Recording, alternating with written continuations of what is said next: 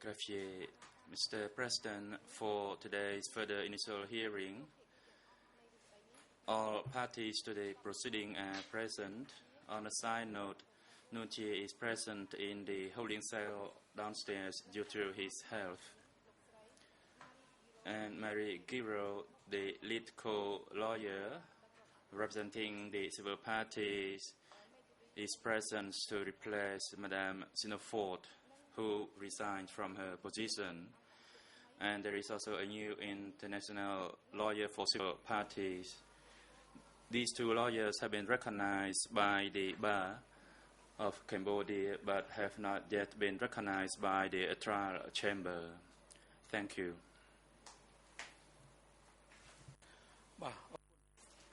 President, thank you.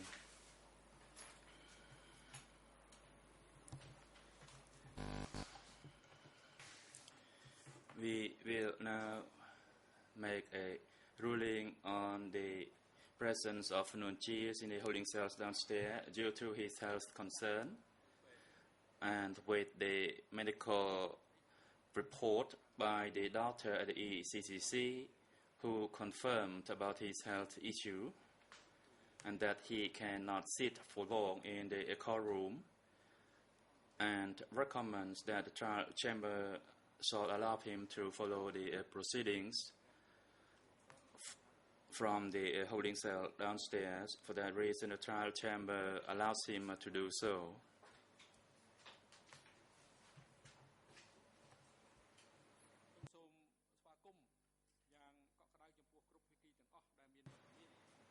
A warm welcome to all parties present today.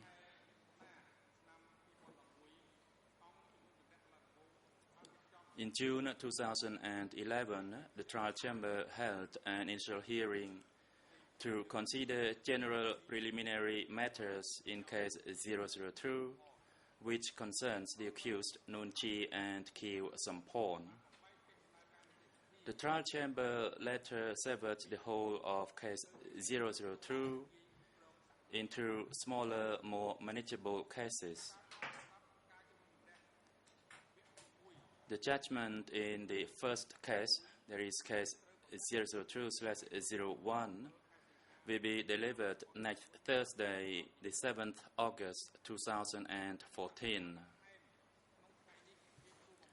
The purpose of today's further initial hearing is to clarify issues before the start of the case 002/02.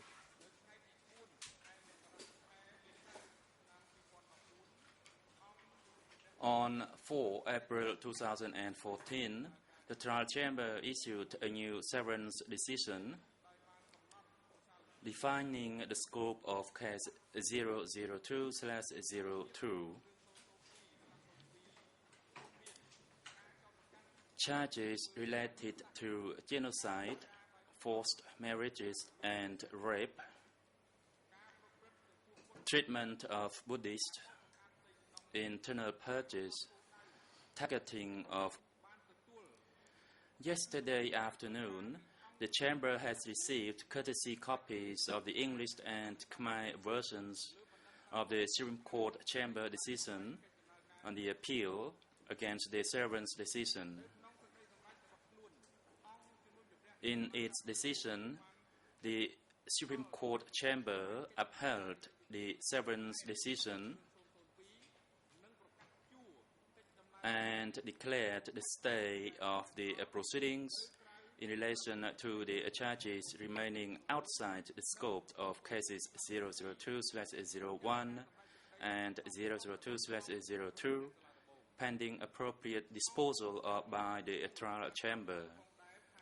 The Supreme Court chamber indicated that its decision is currently in the process of being filed and notified by the ECCC. On 7 July 2014, the chamber issued an agenda identifying the following items for discussion during today's hearing. That is document E311/1. 1. Item 1, the further specification of civil party preparation awards. 2. Item 2, the status of preliminary objections and review of legal issues relevant to case 002/02. And Item 3, the sequencing of the trial proceedings and initial review of potential witnesses, civil parties, and experts. As noted in the agenda during this hearing, the Chamber will not hear oral argument in relation to any issue other than those 3 items just mentioned. The hearing will be conducted in public, but when any party considers that discussion of potential witnesses, civil parties, or experts warrants the holding of some portions of the hearing in closed session, and oral motion may be made to the Chamber. In order not to disrupt the hearing too much, any closed session will be held at the end of the hearing. Additionally, all the individuals proposed to be heard at trial should be referred to by pseudonym.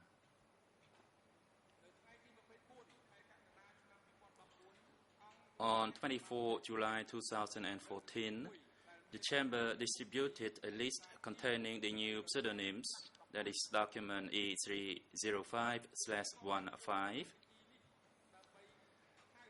The parties are to refer to that list for the appropriate pseudonyms. The Chamber reminds the parties that under Article 7 of the Practice Direction on classification and management of case-related information, witnesses must be referred to by pseudonym or other appropriate means in public hearings,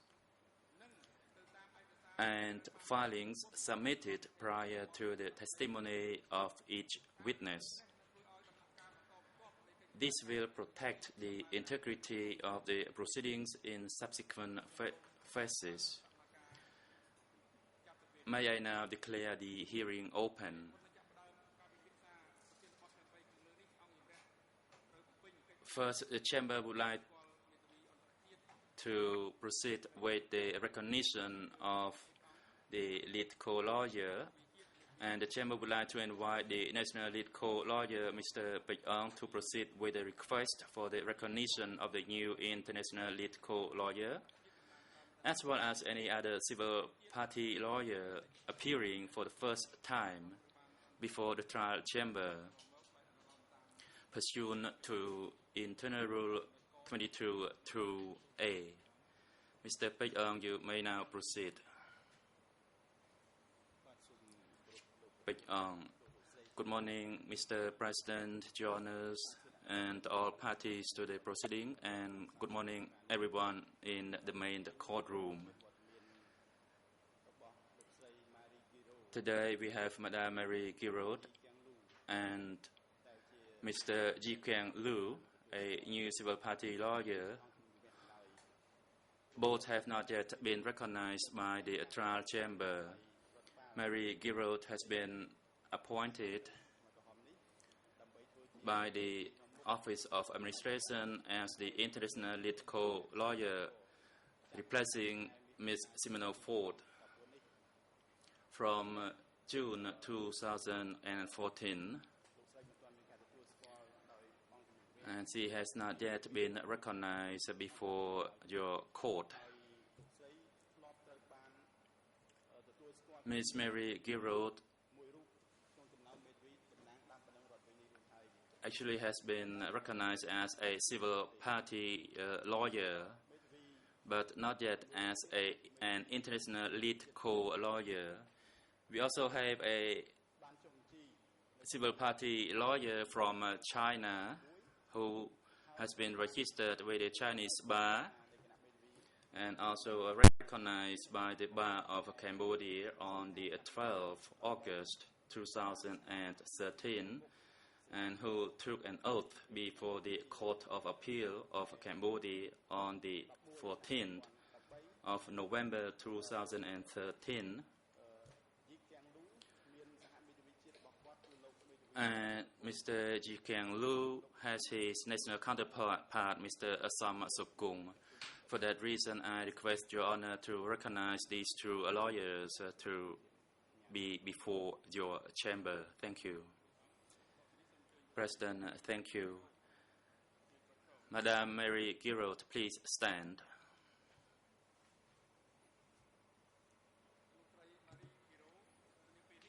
Madam Mary Giraud, you are now recognized by this trial chamber as international lead co-lawyer pursuant to Internal Rule 12 tier for the purpose of the trial proceedings before this chamber. And pursuant to this recognition, you enjoy the same rights and privileges as a national lawyer. Please be seated. And now, Mr. Ji Keng Lu, please stand.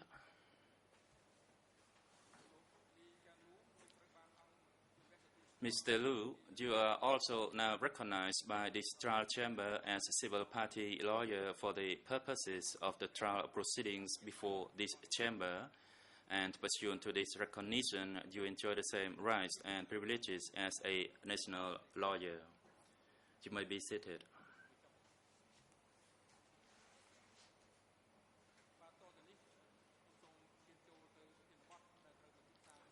We now proceed to the proceedings for this further initial hearing. Item 1, further specification of civil party reparation awards. I now turn to the first item on the agenda, that is the further specification of civil party reparation awards.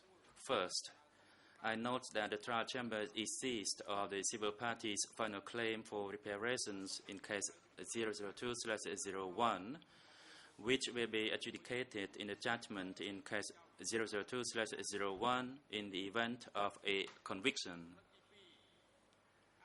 Second, under Internal Rule 80b(4), the Chamber invites the lead co-lawyers for the civil parties to provide an initial specification of the substance of the awards they intend to seek within the final claim for collective and moral reparation in case 002/02 pursuant to Rule 23 Quinquis 3b.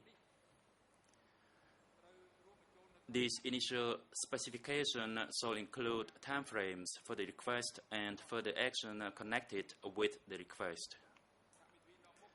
The civil party lead co-lawyers have 20 minutes in which to address the court. The other parties will have no more than 10 minutes each to comment on the initial specification. Allow now to give the floor to the lead co-lawyers.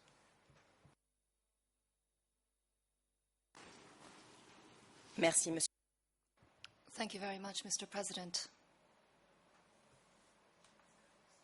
I wish to seize this first occasion that I take the floor to recognize all those who are present in the public gallery and all those who are observing from abroad and externally.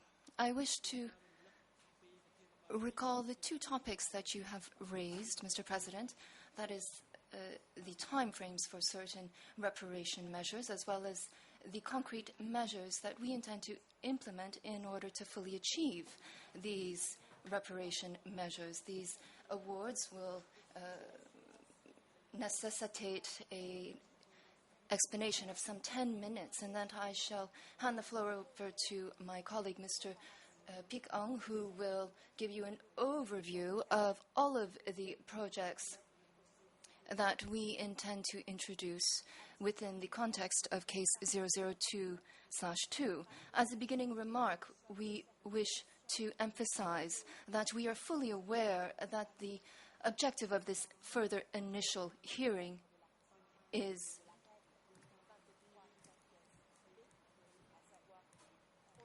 to outline the projects that are accomplished pursuant to Internal Rule 23 Quinquis, but we are also fully aware that the symbolic strength of the measures that the Chamber shall adopt remain of crucial importance, and that's why we wish to recall the provisions of Internal Rule 23 Kankias and urge the trial chamber to condemn the accused and to have them bear the costs of the awards. But given the indigent status of the accused and given the rules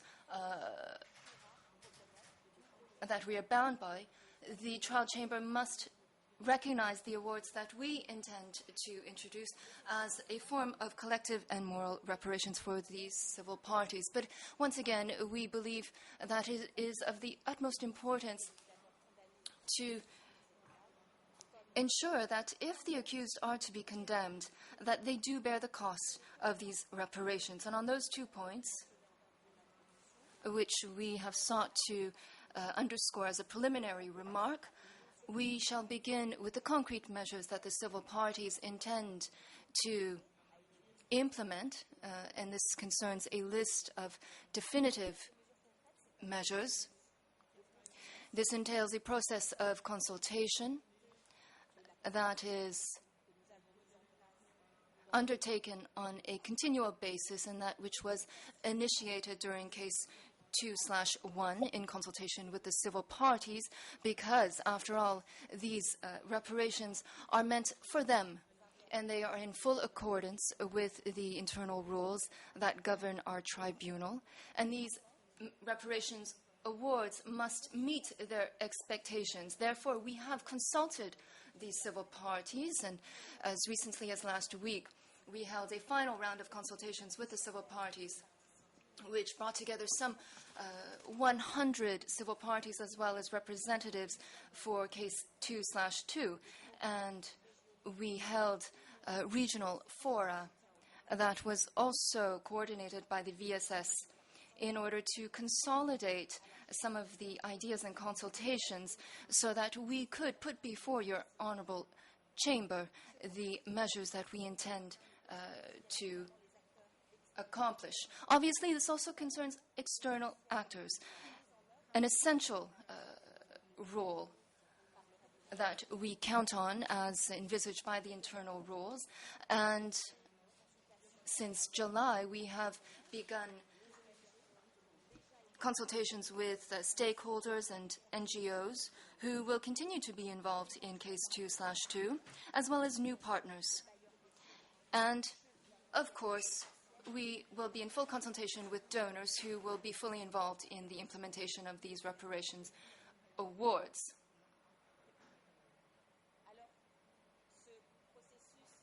This process of consultation shall lead to the proposal of concrete reparation measures.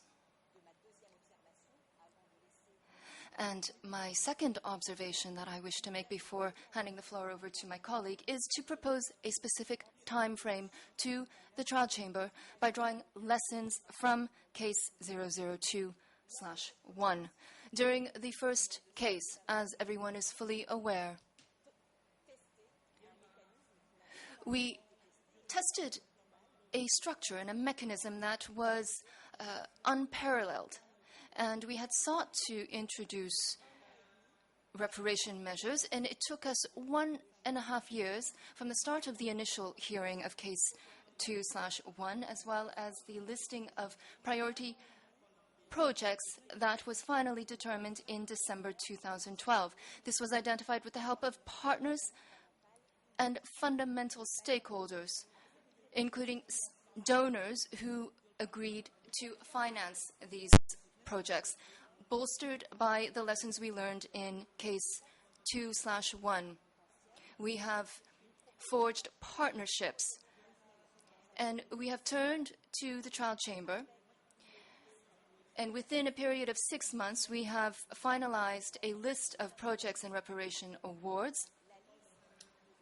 We have also provided a list and a description of the projects that will form the basis of our final claim for moral and collective reparations. We have also identified the partners who will be involved in the accomplishment of these projects. We have also provided a detailed line-by-line budget for some of these awards. We have also identified potential donors who would be financially responsible for these reparation awards.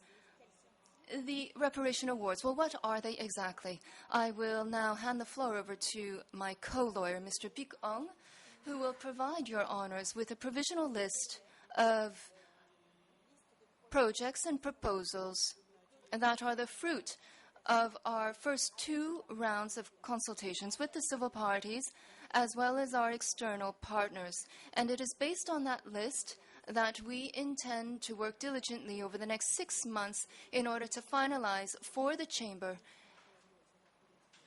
a full overview of the reparation awards. Thank you very much, Mr. President. President Pik Ong, you may proceed. Pik Ong. Good morning, Your Honors. Good morning, everyone in and around the courtroom. And I'm grateful, Your Honor, that allow me to mention the initial specifications of the reparation projects that I would include in the final submission for our civil parties. What I will present is the result of our consultations with the civil parties as well as with our counterparts. It also a result of our discussions and meetings through various forums that the victims support sections and other relevant institutions organized. And we include those points as well as the written request by our civil parties. And first of all, I'd like to present the types of projects that we actually have submitted previously in our initial hearing. And in the second part of my presentation, I will mention the types of projects which are part of the same categories, that is, under the categories of the memorial, memorializations, documentations, and education.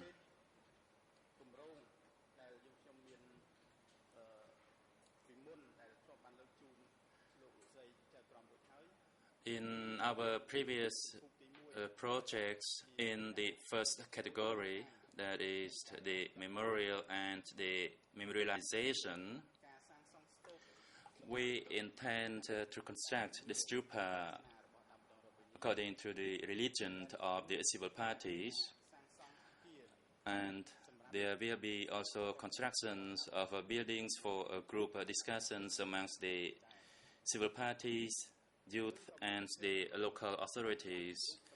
We also have a project to build the statute depicting the activities of the victims or the civil parties during the Khmer Rouge regime, namely depicting the forced marriage and the living conditions with the Khmer Rouge.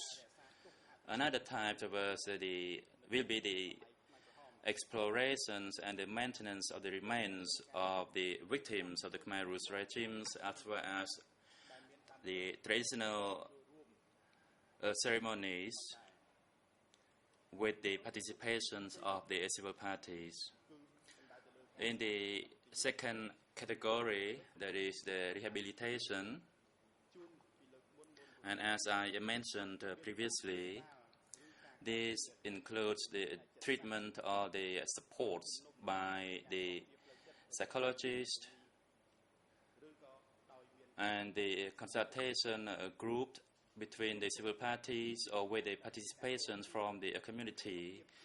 There is also a project for the physical health support, in particular for those civil parties who cannot afford it or who are elderly. And that also includes a health center construction. In addition, some civil parties also wish to request a meditation center according to their religion. In the third category, that is the documentation and education, I previously mentioned the publications of the full and the summary judgment, as well as a book on the participation of the civil parties in our court proceedings, as well as a summary of the crime site and the charges within the scope, and the inclusion of a chapter on the Khmer Rouge history in the curriculum, and a web page about the names of the civil parties at the tribunal, and a documentation center of the Khmer Rouge regime, as well as the mobile and fixed exhibit. Also, the scholarship or the training programs for the civil parties' children who were the result of a forced marriage. There is also a project on the consultation and discussion about good governance and the history of the Khmer Rouge. And, Your Honors, we mentioned these kinds of projects within this category previously, and our civil parties intend the continuation of these projects for the interest of all the civil parties. Besides these existing projects, we also have the new projects which are still part of the three categories I mentioned above, but they are of different types.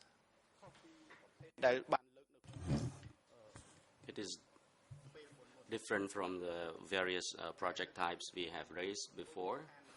Concerning the memorial and memorialization, we will have the types of projects on naming the bridge or road that we plan to construct in the provinces or in the municipality.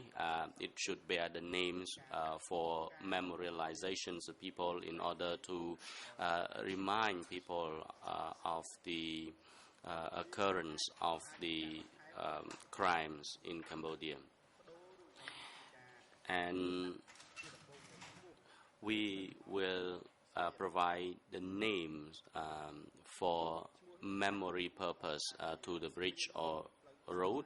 Now, for example, we say the reconciliation road or bridge, and we will invite local authority and people involved in order to inaugurate those bridges or roads. As for the rehabilitation, we may provide support as well as the empowerment of civil parties to specific group. For example, those who suffered from gender violence or sexual violence, as well as the victims in the minority group. The support and empowerment of the civil party is done by the establishment of the association, and we provide support as well as the rehabilitation and consultation for the civil party so that they can participate in a mainstream society. The civil parties also want the certification or any identification for the civil parties so that we can promote the value of their participation, as well as memory for them or recognition for them that they have participated in pursuit of justice before this court.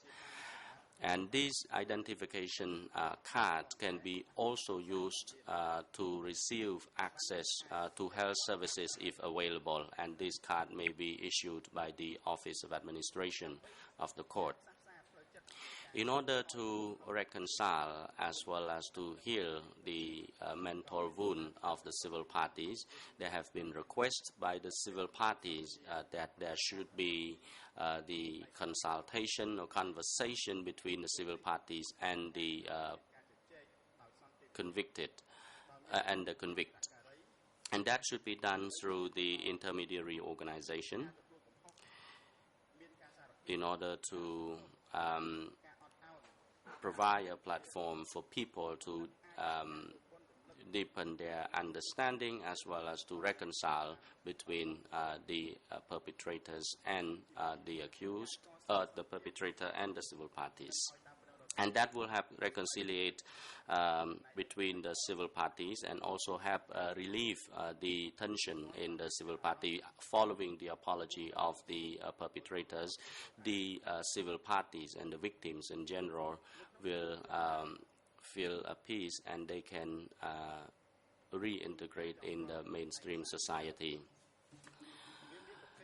The last type of the project is the documentation and education. We may publish certain documents or book. It can be the work authored by the civil party, which provide the brief summary of the facts concerning the crimes as well as the various charges brought within the scope of case 02/02. They can bring up the sufferings that they have endured in life. And the accounts brought up by the victims directly will assist in explaining the younger generation of what really happened during the Khmer Rouge period. The publication of a summary of facts of crimes and the charges within the scope of case 02/02 will help people understand what charges are subject to prosecution and adjudication before this court.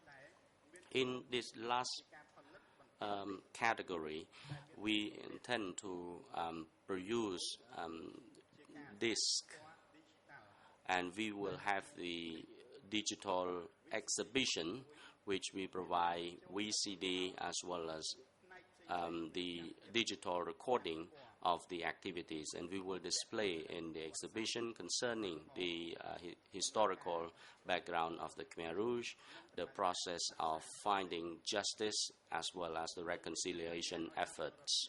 And this project will enable the civil parties and people involved to choose the section or view the section during the exhibition that are relevant to them all. And at the same time, there has been request that we produce the video recording the effort of the civil parties in pursuit of justice before the Khmer Rouge, particularly flagging out the various stages of civil parties' involvement, including the testimony of civil parties and the implementation of reparations by relevant parties. The production of the digital recording will also help the civil parties who wants to view that, but we understand that it may be challenging for the civil parties who live in the remote area who do not have the VCD player, but they can be played for community screening, and they can also copy those digital recording and share in their community. Other study projects also include in this category. For instance, the oral history telling by Cambodian women. This particular project will allow the gathering of civil parties, particularly the victims of gender violence. They can talk about their suffering, and youths are invited to listen to this storytelling so that they would understand what really happened during the Khmer Rouge period, particularly listening to the civil parties who directly suffered from the atrocity. Following which, the youth would be invited to share their view concerning what happened at the time. Other projects include group discussions on gender in their respective community led by the civil parties. Through this project, some volunteer civil parties will be trained on gender issues, and they will be organized into clusters so that they can meet in their community and share their experience concerning gender-based violence in the Khmer Rouge period, so that they can together prevent the recurrence of such atrocity. In this last category, I would also like to raise some positive memory of the history. It is a project that will highlight some good culture of Cambodia, and that will promote the affection and positive culture so that they can avoid atrocity. This project will be produced, and we will flag out only positive culture of Cambodia by providing some artistic and musical aspect, sport, as well as storytelling, so that the younger generation would see the positive aspect of it. Both existing projects as well as the new projects that I have just informed your honors are the ones that we have consulted thoroughly, and I think that this will be subject to review pursuant to Rule 80 of the internal rules in due course. And I would also like to inform the Chamber that there has been a request for the award of Cambodian nationality, which I have actually indicated it, particularly in the last initial hearing in case 002. The final point which I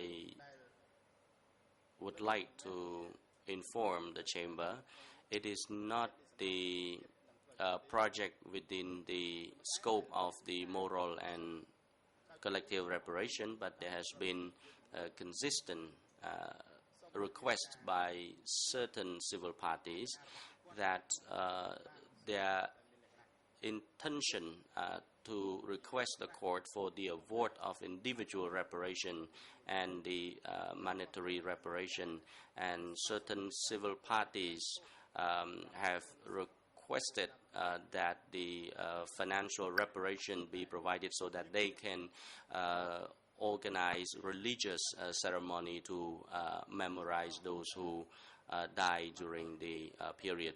We understand that the limitation of the reparation scheme, we understand the collective and moral reparation limitation that have been available at the court, but on behalf of the civil parties, I have the obligation to raise this point for the attention of the Chamber.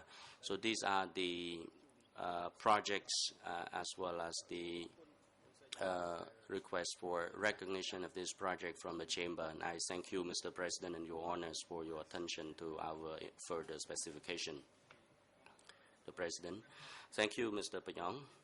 Now the Chamber give the floor to the parties to the proceeding. First, I will hand over the floor to the prosecution. If you have any observation to make, you may proceed. Good morning, Mr. President, Your Honors. The prosecution has no comments to make. We support the civil parties in their requests for collective and moral reparations.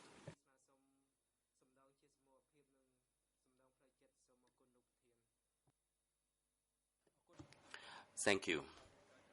Next, I hand over the floor to the defense teams, starting from the defense team for Mr. Nguyen Chia. If you have any observation concerning this further specification of reparation that have just been presented by the National Lead Co-Lawyer. Mr. Sonarun. My name is Sonarun. I am national lawyer for the defense team for Nguyen Chia. We do not have any observation or response to the specification by the lead co-lawyer. The President, how about the defense team for Mr. Kiew Sampon? Mr. Kung Samon. Good morning, Mr. President. Good morning, Your Honors, and good morning to everyone. First, I do not have any objection to the points raised by the lead co-lawyers for the civil parties, but I have a small observation which I would like to ask for the attention of the chamber with regard to the request for the reparation and in relation to the possible sentencing of in the future. Concerning the sentencing, we understand that we do not sentence the Democratic Cambodia. We are now dealing with individual responsibility, and we support the request for the possibility of awarding moral or mental or moral or collective reparation. It has to be reflected in conjunction with the possibility of conviction of individuals person charged before this court. The President. Thank you. The trial chamber will deliberate on this request in due course.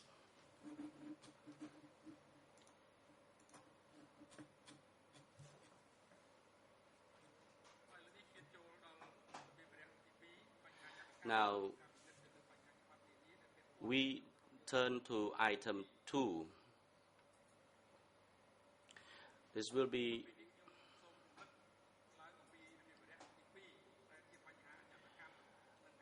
item 2 on the status of preliminary objections and review of legal issues relevant to case 02/02.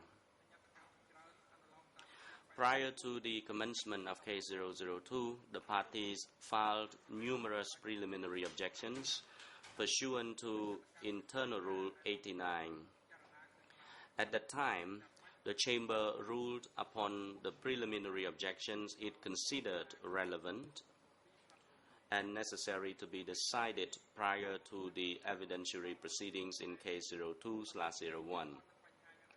The trial chamber recently provided further information to the parties regarding the remaining preliminary objections, CE 306. The trial chamber identified 2 remaining preliminary objections in case 002 to be addressed at this time. 1, those concerning the applicability of a Cambodian statute of limitation to grave breaches of the Geneva Convention, and 2, the trial chamber's jurisdiction over the crime against humanity of deportation.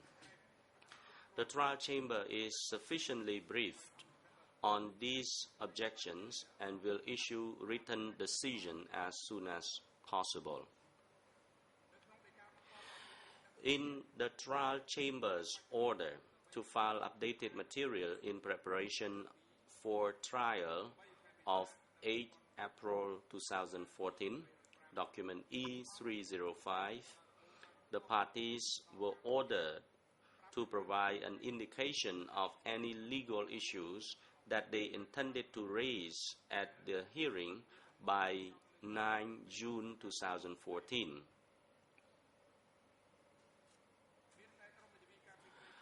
Only the Kiew Sampon defense team availed itself of this opportunity, document E305/11. As noted in the agenda, the trial chamber considers that except for seeking clarification of the notion of case 002/01 serving as a general foundation for subsequent trials, All other matters raised by the case upon defense team are either addressed under other agenda items or not relevant to this further initial hearing. The Chamber reminds the party that the case 002 case file remains the same for all consecutive proceedings. And we would like to remind the parties that they will be given no more than 10 or 20 minutes to make submission on this issue, and the other parties will have no more than 10 minutes each to respond.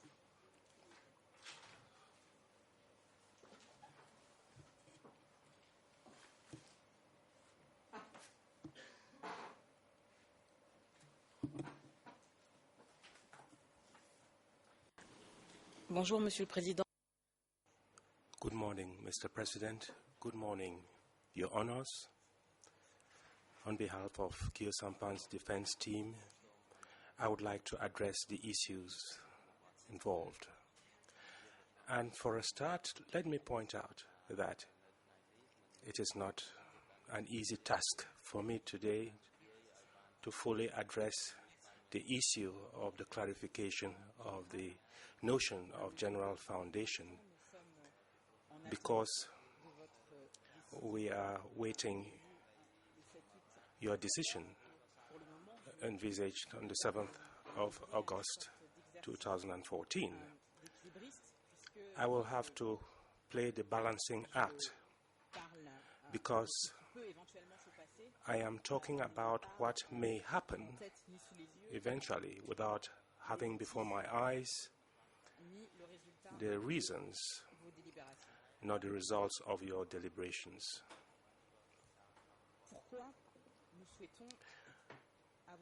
Why do we wish to have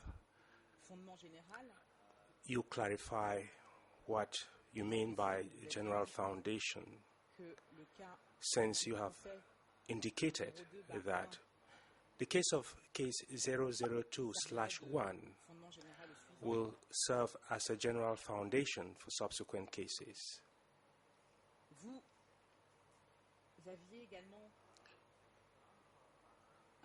You also pointed out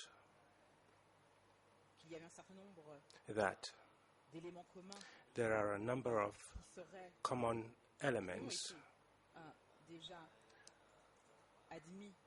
which have already been admitted as evidence in case 002/2, and the issue that arises from a practical standpoint is how we'll proceed procedurally. Since we do not have, in the case of 002/2, some kind of means of catching up on what wasn't done in case 001. For instance, regarding the role of the accused, a task which the prosecution didn't quite establish in the first trial segment, and it is now trying to bring in through the back door in case 002/2. We would like to have a fair trial, and to be sure that we are working on the basis of a fair trial, that we have the basis for a fair trial. We need to know what we are authorized to do in this second trial segment, which we were not able to do in the first trial segment.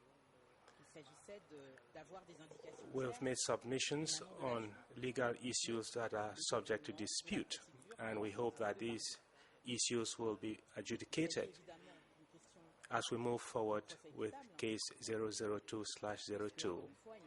This has to do with laying the foundations for a fair trial, to avoid a situation in which we'll just be trying to catch up what we didn't do in case 002/01. Let me point out that the issues that we have identified on the list provided by the prosecutors and some of what transpires in the list, in the witness list. What we are doing is not irrelevant. We have read attentively your severance decision, and the Annex A has the following references: E301/9/1/1.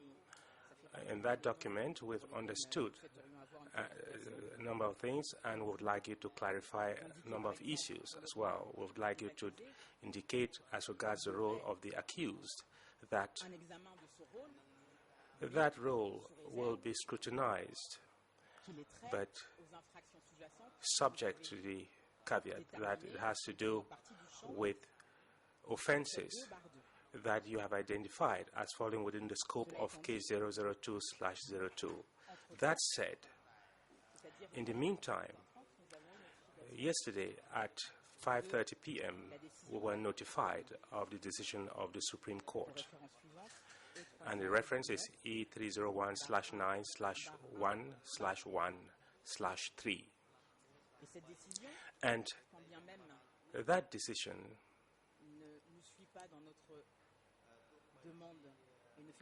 even though our request, our appeal is not granted in that decision lists a number of legal issues, a number of procedural issues as well, that will very certainly have an incidence, a significant incidence on the unfolding of case 002/02. I would like to draw the attention of the Chamber and the parties to paragraph 85 of that decision, which partly addresses some of Kyo Sampan's defense's questions. If we are not waiting for a final judgment after the decision that you render on the 7th of August, how will the proceedings unfold, and how will you conduct proceedings in case 002/02 without violating Kyo Sampan's rights to a fair trial? In paragraph 85 of that decision, that is what I have understood. Let me make a preliminary remark. We received that decision yesterday at 5:30 p.m. and we received it in English.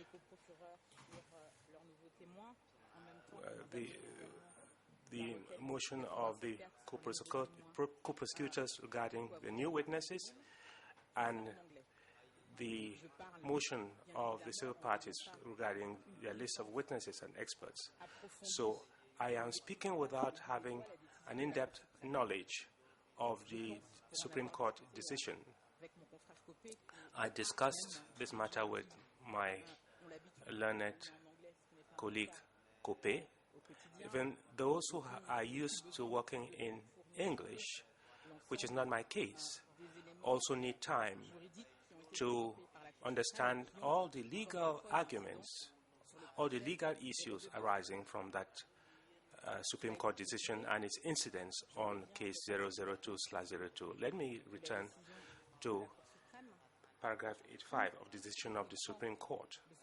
My understanding of that paragraph is that it is indicated therein that in the current situation, if there is no new bench of judges for case 002/02, and if a final decision is not rendered on case 002/01, the Supreme Court points out that the trial chamber will not be able to draw the legal conclusions that it would have been able to do in case 002/01 in order to apply them to case 002/02. I believe that these pointers by the Supreme Court chamber map out the manner in which we should proceed in the second trial segment. And it is also clear that this will lead us to discuss with more clarity. And again, I am aware of the fact that as I take the floor today, I am unable to go into details because I do not have all your decisions. You have that advantage, the other parties present here. Since you had scheduled this further initial hearing, and I would like to say that as part of the organization of case 002/02, you had envisaged objections depending on the issues that will arise from witness testimonies. It is necessary to have in black and white the details of what the chamber would consider as issues that have already been adjudicated or that have not yet been adjudicated, particularly in light of the Supreme Court decision, which limits enormously that possibility. And we also have to look at the guarantees regarding witnesses who will have to testify before your chamber. In the second trial segment, we have to make sure they will not come in through the back door, and we should have this clarified that the prosecution will not try to do that. My task is a difficult one, and I hope that I have clearly stated the issues that I would like us to address, particularly from the standpoint of Mr. Kyosampan. I would like the notion of general foundation to be discussed in an in-depth manner in light of the Supreme Court decision, particularly following your judgment. And since it is on the agenda, I wanted to state clearly, squarely, now the points that we find important and that we find critical for the defense of Mr. Kyosampan.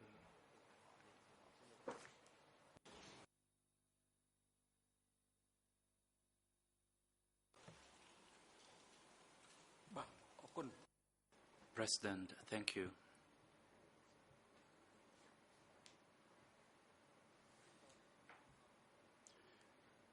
We would like now to give the floor to other parties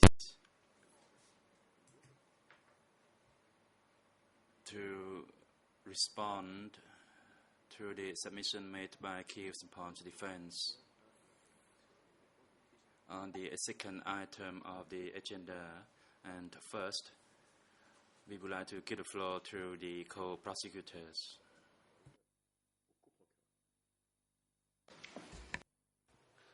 តំណាងសហប្រញ្ញាសូមអរគុណលោកប្រធាន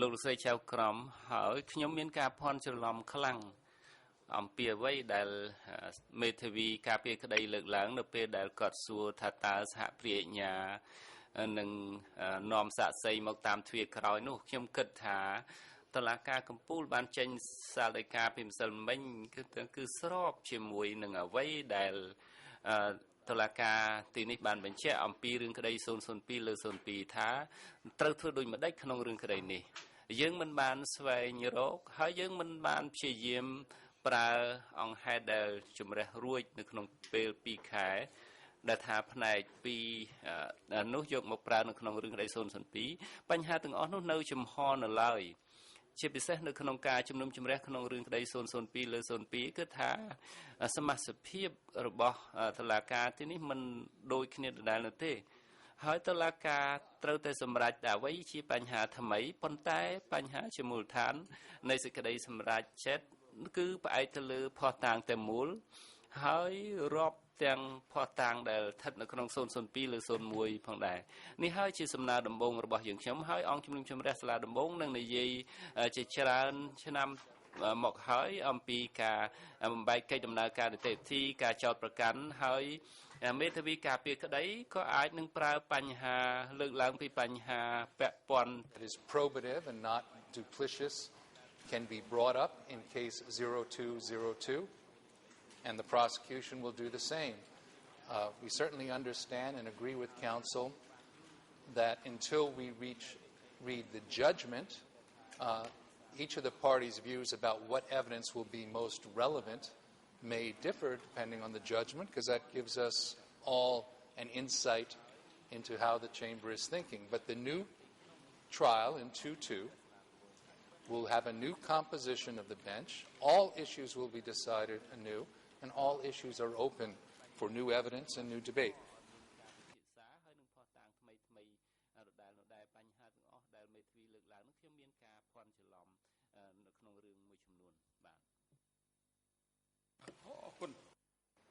President, thank you. The floor is now given to the lead co-lawyers for civil parties. Merci, Monsieur le Président. Thank you, Mr. President. We do not have any observations to make at this particular stage. Thank you. And lastly, we'd like to give the floor to Nuon Chia's defense. If you wish to make a response to the submission made by Keo Sampan's defense.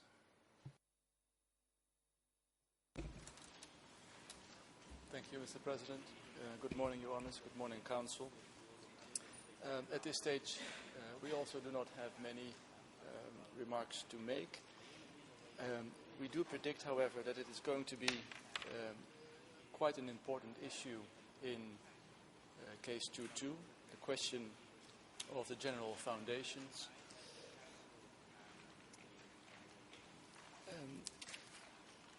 We haven't been able yet, in a position to study to the fullest extent possible the decision of the Supreme Court Chamber. But we have seen some very interesting considerations within that decision. I think at this stage there is still unclarity as to how we should perceive legally case 02/2. I know that you have at one point called it, the severance basically called a management tool rather than a second trial. If that is true, then, for instance, one of the issues of today seems to be, I think, problematic. For instance, the use of pseudonyms for witnesses that we are going to discuss later on today. I perfectly understand the rationale behind the use of pseudonyms when discussing witnesses. But we all know, to take one example, which I think is quite unharmful, we all know that Duik has been questioned quite at length as a witness in the first trial, in case 2-1. And the question is, are we now forced to refer to Duik as witness TCW 916? Now that would, I think, be the case if this were to be a second trial. But it is not. It's the continuation, as I understand it, from the first trial. So there is already one, I think, small issue that seems to contradict the rationale behind the severance and the reasoning that we are in fact talking about a second phase in the whole trial rather than a second trial in itself. And later today, when the National Co-Prosecutor will make its point clear on its objections to certain witnesses, are we bound to refer to these specific witnesses under their TCW number or their new TCW number? Or are we allowed to call them by their names, which we have done very substantially in our closing submission. So my point is that this is a small example of the confusion which might arise from the question whether we are dealing now with a second trial or with a second phase in one trial, the first trial in itself. Maybe a suggestion from our team could be that we have one further initial hearing specifically on this issue. We could know then by then the reasoning of your judgment on 7th of August. And at that time we would also know who would be the judges in the trial chamber. We all know that, as the co-prosecutor has said, this will not be the same composition. So maybe sometime in September we could have a further initial hearing dealing specifically with this issue. Because I do predict that the issue of general foundations could be a major point of discussion and debate, legal debate, in the second trial.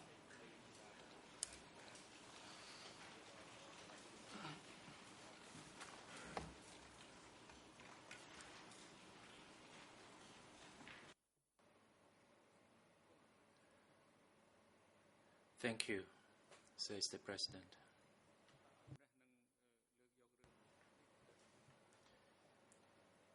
In light of the parties' submissions, the trial chamber will deliberate further on this issue.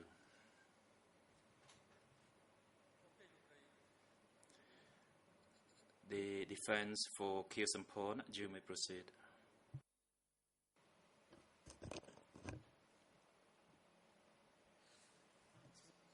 I beg your pardon, Mr. President. I simply wish to support the request. I'm not sure if it was abundantly clear, but there will have to be an additional hearing on this particular matter concerning the issue of a general foundation following the judgment, once everybody will have been well versed with the arguments and grounds put forward by the Supreme Court chamber, because truly there are many factors and elements that will be at issue. I don't think we have the time today, but I truly believe that there are a significant number of matters related to that matter. Therefore, I simply wish to support the remarks made by my learned friend, Mr. Koppe.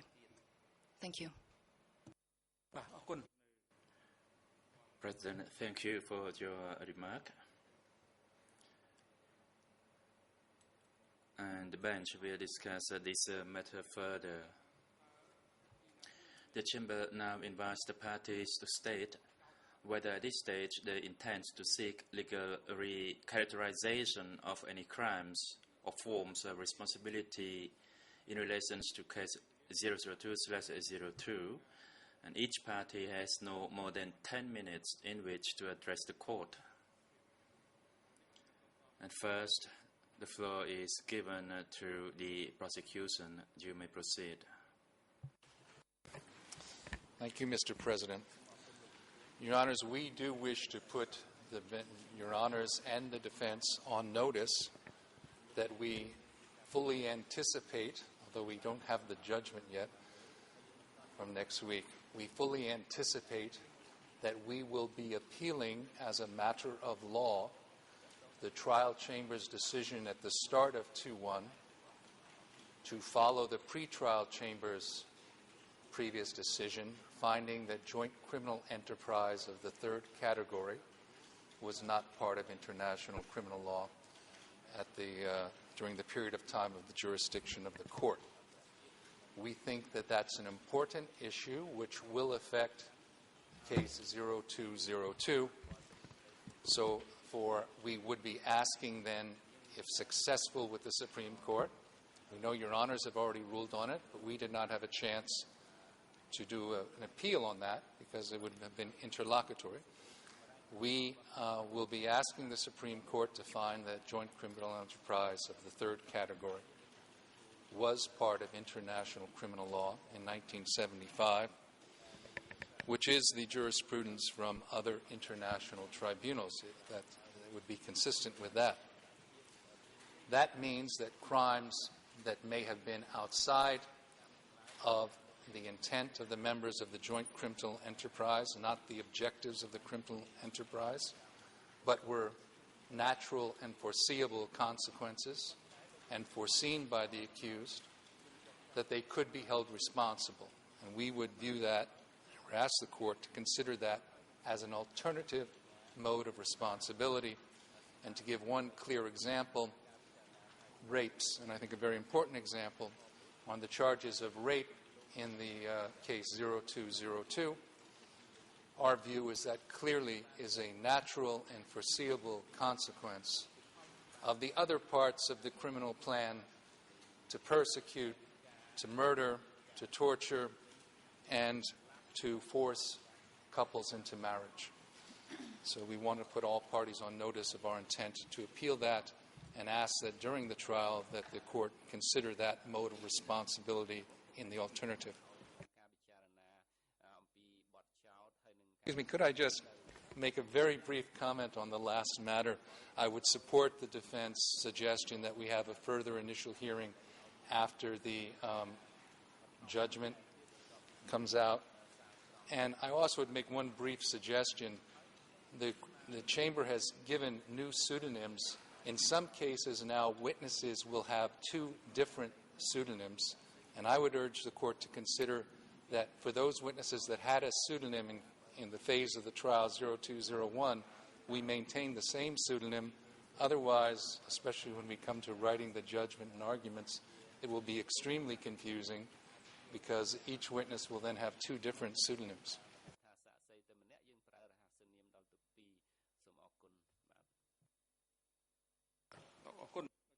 President, thank you.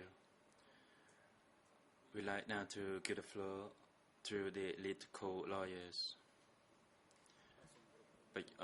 Once again, good morning, Your Honor and Mr. President. At this stage, the lead co-lawyers have had some discussions amongst ourselves on the legal recharacterization of crimes and forms of responsibility.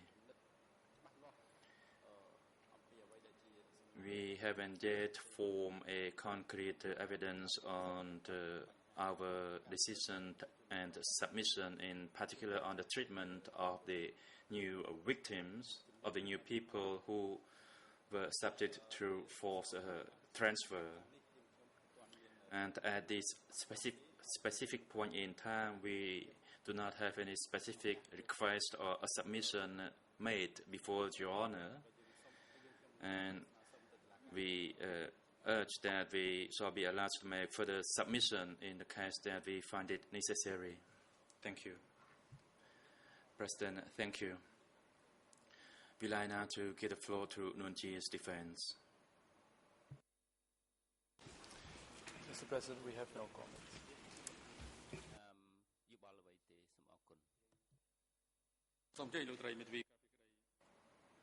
And case upon defense, you may proceed. Thank you, Mr. President. On behalf of the defense for Mr. Kyu-Sampon, it goes without saying that the accused will not be requesting any recharacterization of the crimes. However, we do wish to reserve the possibility, as is customary before all other international tribunals, that is to make any written submissions for any possibility over the recharacterization of findings, and also to make any filings should new evidence be adduced. Thank you.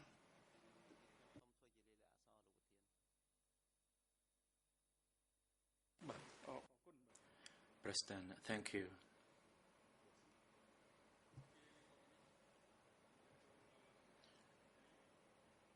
And we now move to item number 3, that is a sequencing of trial proceedings and initial review of potential witnesses, civil parties, and experts.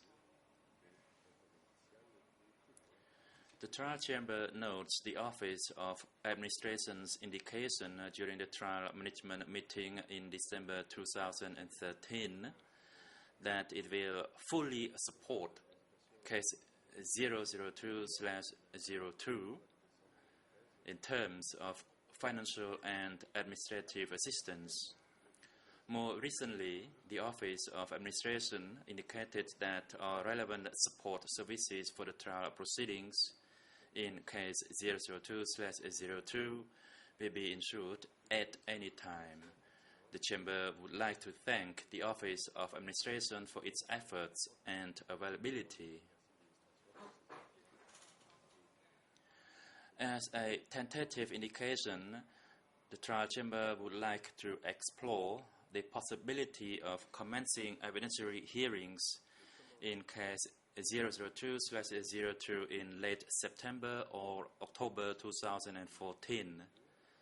The Trial Chamber now asks the parties to provide information about their availability for the commencement of evidentiary hearings in case 002/02 during the remainder of 2014 and thereafter. And the floor is now given to the prosecution. You may proceed.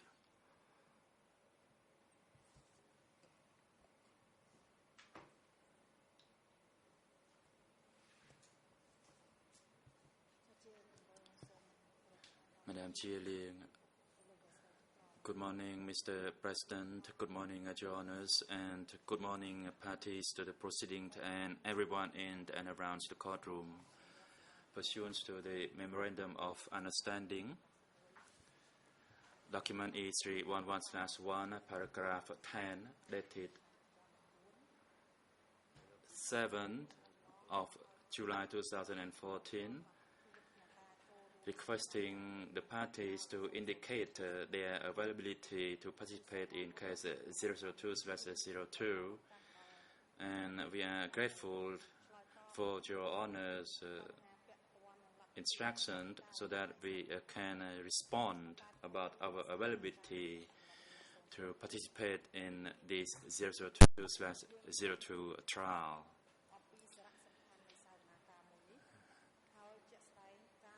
We are clear on the importance of this trial, and the Office of the Co-Prosecutors have been waiting for the commencement of the evidentiary hearing in case 002/02. Your Honors, the Office of Co-Prosecutors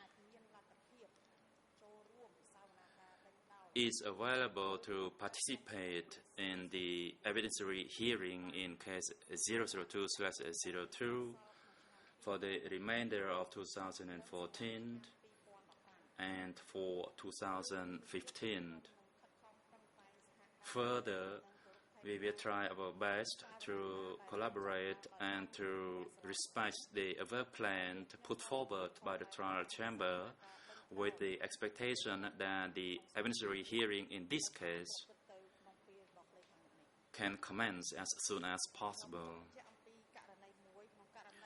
I'd like to highlight on one point on the numbers of days of the hearings in 002/02. In the case that there is an appeal, this is just a prediction, that is an appeal against the judgment in 002/01. We do not have any objections to the defense for the request for the reduction of the number of days during a week for the proceedings in case 002/02. The reduction of the number of days per week will assist both the Chamber as well as the other parties to engage in their other tasks besides the participation in the trials in this case. Such a reduction of the number of days in the proceedings in 002/02 depends upon, one, the actual situation of the health of the accused who shall appear before Your Honors, and secondly, is the possibility of an appeal against the judgment in 002/01. Therefore, the co-prosecutors are of the view that due to the busy schedule that we each engage in, the chamber shall schedule the hearings, the evidentiary hearing of case 002/02, either 2 or 3 days per week, if necessary, and later on, the chamber can schedule a normal and regular hearing days per week, depending on the situation and the health issue of each accused. And I'm grateful, Mr. President. President, thank you. And we'd like now to give the floor to the lead co-lawyers for civil parties. You may proceed. Merci, Monsieur. Thank you, President. The civil parties are at the disposal of the trial chamber. We are willing and ready to begin hearings as of September or October, as you are planning, and we have absolutely no objection to the reduction of hearing days during the time that the appeal is being finalized. Thank you.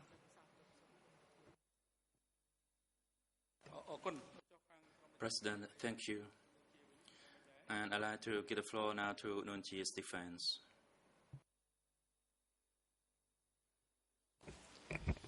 Thank you, Mr. President. The Nuon Chia defense team is and remains available to participate in hearings in 2014 and 2015. And we strongly urge the trial chamber that the trial commences as soon as possible. Also, with regard to scheduling, the chamber has previously advised in document E301/11 that our request in relation to the scheduling for case 002/02 will be taken into account when the chamber comes to determine that schedule. And we simply today wish to reiterate now that our request, as outlined in document E301/7, is that hearings in case 22 commence at 7:30 a.m. every morning and run for the morning hours only. Our client is best able to concentrate in the mornings, so we submit that this scheduling change will affect our client's ability to meaningfully participate in his own trial, which, of course, Mr. President, is essential. Thank you.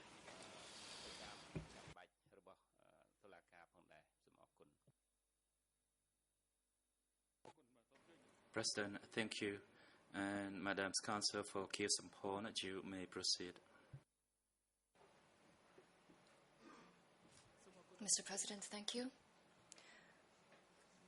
I don't think I will take anyone by surprise by echoing the position of our defense team, which we have stated during previous trial management meetings. Given our personnel, given our human resources on board, and given the amount of work that will be required during the appeal, we certainly cannot be in a drafting phase of the appeal and in the hearings simultaneously if case 2/2 is to commence only following the final appeal judgment.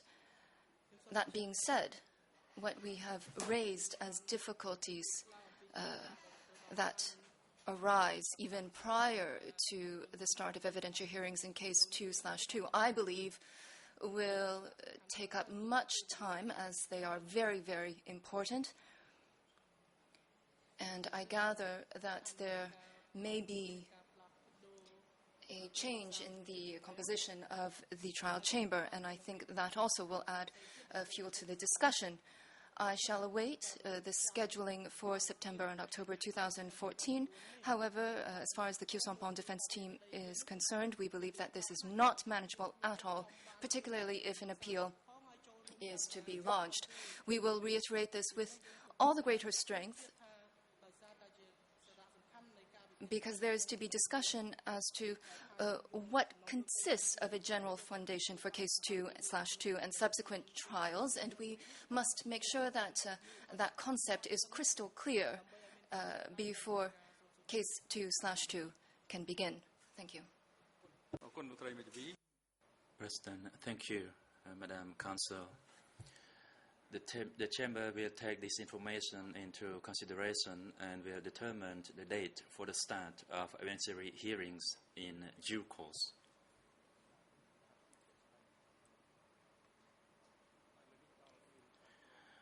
The time is appropriate for a short break.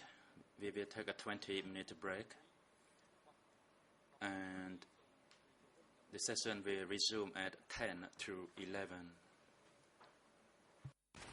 សូមអញ្ជើញក្រោកឈរ